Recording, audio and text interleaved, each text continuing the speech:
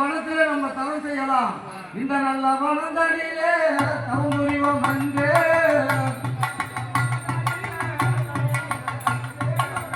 இந்த நல்ல வனதனிலே தவம் புரிவோம் அங்கே.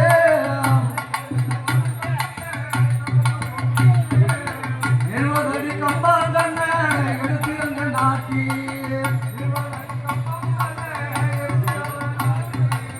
70 அடி கம்பாங்கண்ண எடுத்து எங்க நாட்டி.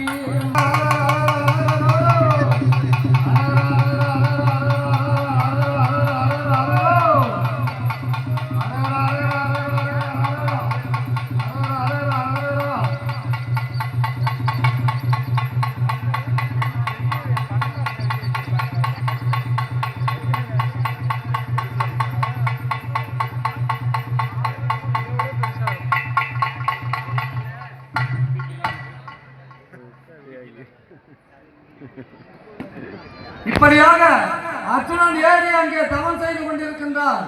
இந்த செய்தியை துரியோதனிடம் சென்று நாரதர் சொல்லிவிட்டார்.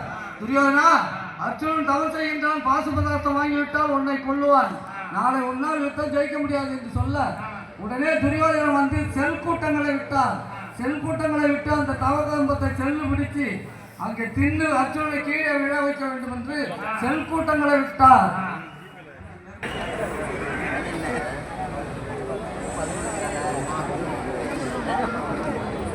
இந்த மாதிரி ஓட்டி போடுவோம்.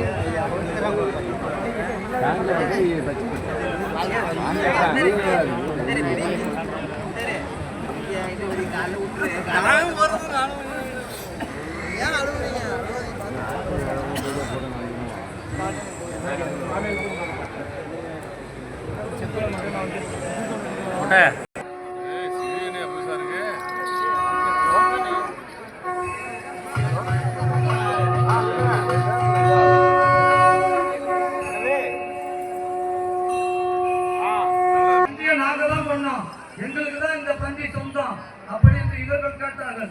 ஐயா வேடுவனே, உங்களுக்கு சொந்தம் இல்ல, அர்ஜுனா அபயம் என்னிட்ட வந்தால எனக்கு தான் சொந்தம் அப்படி என்று இருவர்களுக்கும் வாக்குவாதமாச்சு.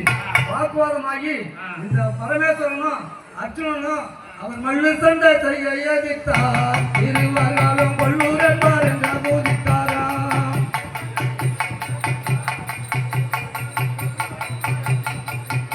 அவர் அடிக்கடிக்கு முட்டி முட்டி எத்தையும் ஓசை கண்ட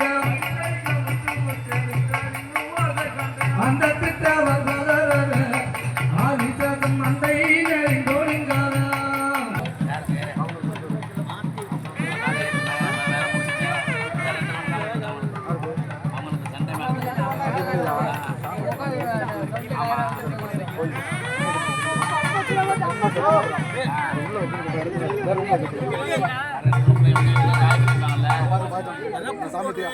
அனுப்பிவிட்டு வரோம்.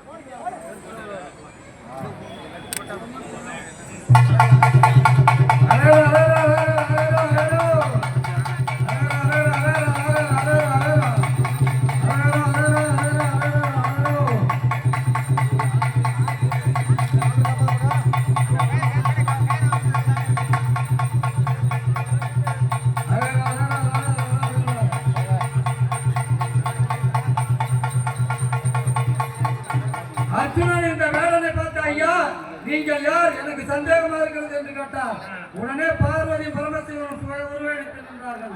சுய உருவெடுத்து நின்ற உடனே அர்ஜுனன் பாதம் பணிந்து, ஐயா சரணம் ஐயா, உங்களை தேடிதான் வந்தேன் என்றார். அர்ஜுனா, உனக்கு என்ன வர வேண்டும் என்றார். ஐயா, நாளை யுத்த காலத்திலே அந்த துரியோதனாதிகளை நான் ஜெயிக்க வேண்டும், மன்னர்களை ஜெயிக்க வேண்டும், அதற்கு எனக்கு பாசுபதார்த்தங்களை தர வேண்டும் அப்படி என்று அர்ஜுனன் கேட்டார். உடனே பார்வதி பரமேஸ்வரனும், ஐயா அர்ஜுனா, இந்த பாசுபதம் நான் தந்தேன் பாசுபதம்.